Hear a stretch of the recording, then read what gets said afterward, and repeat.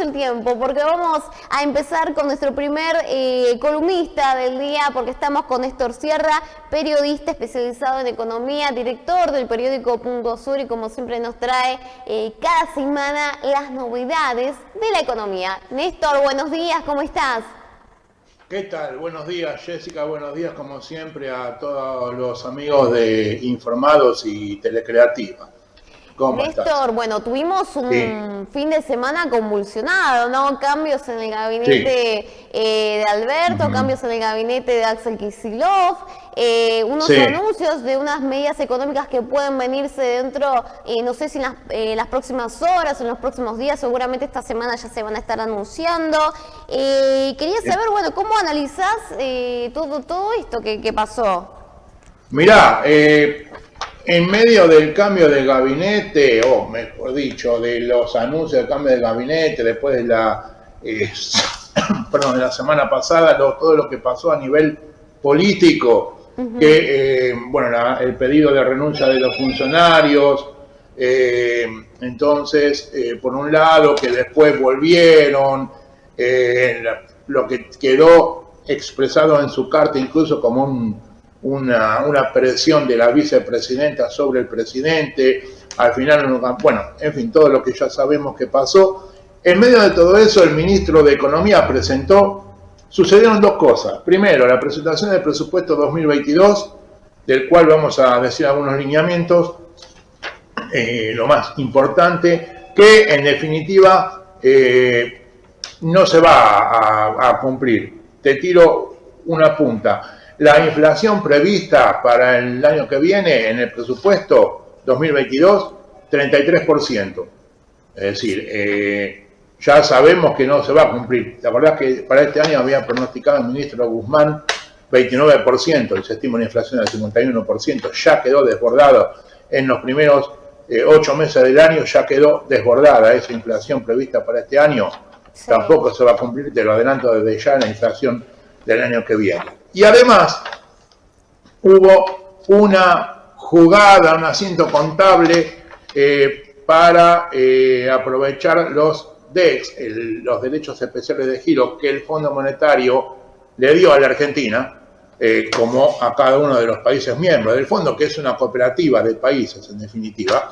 Cada uno paga una cuota, y en base a sobre la base de esa cuota se le dio a la Argentina los derechos especiales de giro, que es dinero que emite el Fondo Monetario equivalente en dólares. Argentina lo va a usar para pagarle al mismo Fondo Monetario.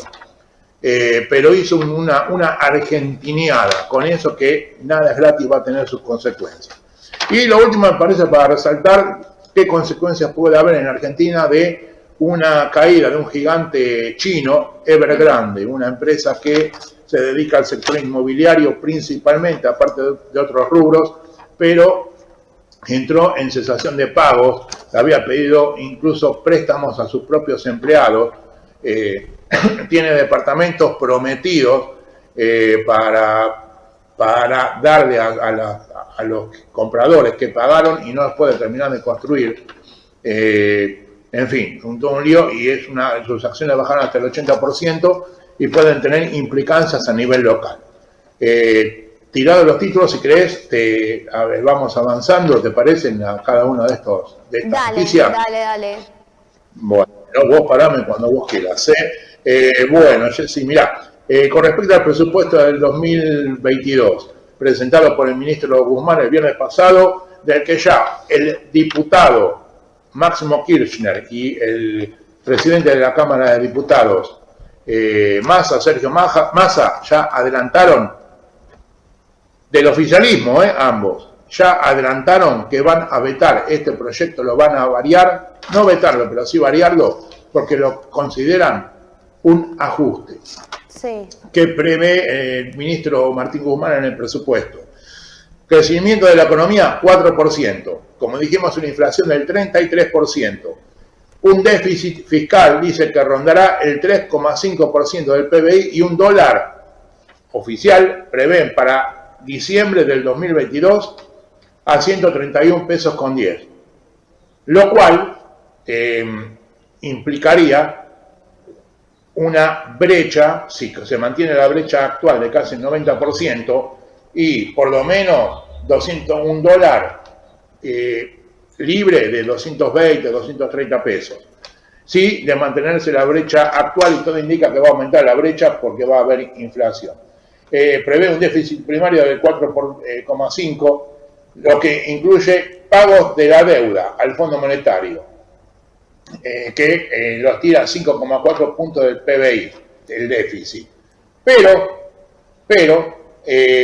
por otro lado, durante 2022 no habrá pagos del capital al Fondo Monetario, de acuerdo al cronograma de vencimientos actual, alcanzan los 17.800 millones de dólares. Es decir, en 2022 Argentina le tendría que pagar al Fondo Monetario 17.800 millones de dólares, pero no le va a pagar. Y además, una de las opciones porque para tener todos estos gastos tiene que sacar la plata de algún lado. Bueno, piensa financiar un 1,1% de los gastos que tiene previstos por préstamos de organismos internacionales. O sea, al Fondo Monetario le va a pedir plata, pero no le paga. ¿Vos te crees que el Fondo Monetario o alguien le va a prestar a la Argentina?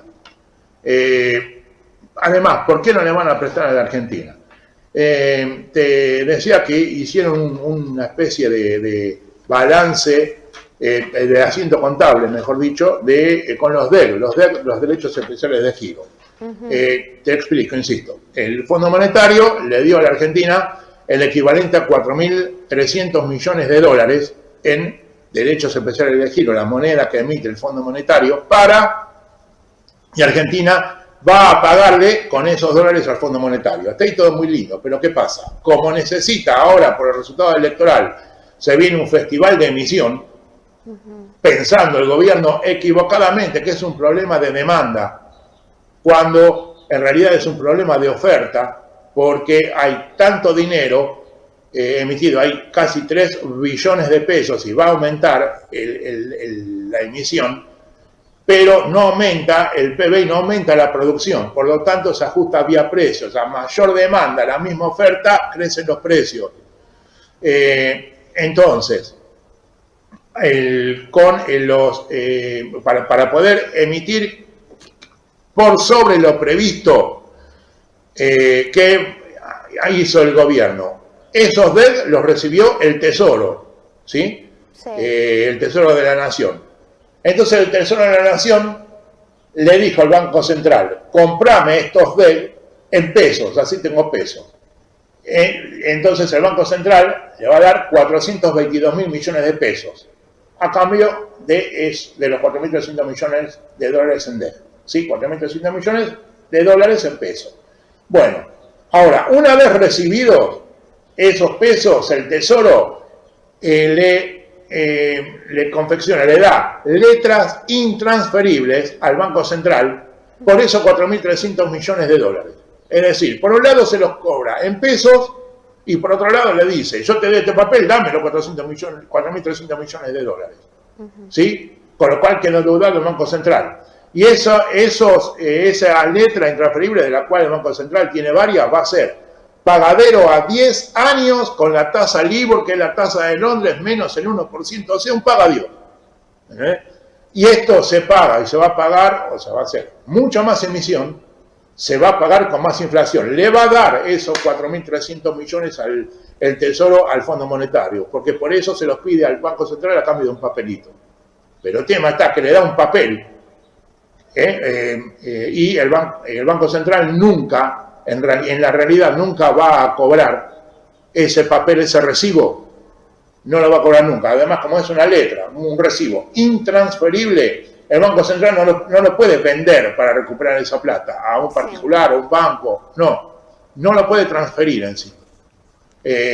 Bueno, es mucha plata para ahora, de acá a las elecciones de noviembre, y después eso se va a pagar, lo vamos a pagar todos con impuestos y con mucha más inflación. ¿Se entiende la jugarreta de los DEX? Es una argentiniada, en ningún país del mundo pasa. Decía Ricardo López Murphy que un colega uruguayo le preguntó: che, ¿qué es eso de los DEX? Le explicó lo que es un asiento contable, pero es una cosa de loco, y sí. En fin, y la caída del gigante Evergrande. Yo rescaté lo que me pareció a mí más importante, ¿no? Desde el punto de vista económico, creo que sé. Sí. Habrá otros temas. Uno, como periodista, peca por ahí de es lo que más le importa a nuestra gente, lo que más afecta a nuestra gente. Creo que es esto. Evergrande, que va, el caso de Evergrande, el gigante inmobiliario chino que está cayendo, nos va, si nos afecta por supuesto en menor medida que los puntos anteriores. Pero al país le va a afectar, puede afectarle. ¿Por qué? Porque va a haber menos plata porque hubo bancos que le prestaron a esta empresa Evergrande y esta empresa enorme en cuanto a su capital no puede, como está endeudada, hay 1.600.000 departamentos que no se los pagaron y no puede construir nuevos departamentos para cumplir efectivamente con los clientes que sí se lo pagaron, además de estar se amplió a otros rubros también. Pero bueno, entonces los bancos van a pedirle ese dinero y van a rescatar, a quedarse con más dinero de los depositantes. Por lo tanto, van a cortar los préstamos. El gobierno chino va a cobrar menos impuestos y no va a tener dinero para sus compras entre ellos, para importar nuestros productos, para comprar en la Argentina los commodities, cereales, la soja, básicamente, y otros productos, pero básicamente la soja, que es China, vos sabés que es el mayor importador de la soja argentina. Es decir, el primer cliente argentino de soja es China. Y por lo tanto no va a poder comprarnos soja ni carne, pero básicamente soja, y eso la Argentina lo va a sentir, obviamente que lo va a sentir. Ya bajaron, por este tema de Evergrande bajaron todas las bolsas, empezando por la China, la de Buenos Aires, la de Nueva York, el índice Nasdaq, que es el índice de empresas tecnológicas, es decir, se sintió en todas las bolsas, cayeron 80% de las acciones de esta empresa Evergrande, y bueno, y para la Argentina está ese probable perjuicio, o seguro perjuicio, porque además paralelamente bajaron el precio de las commodities.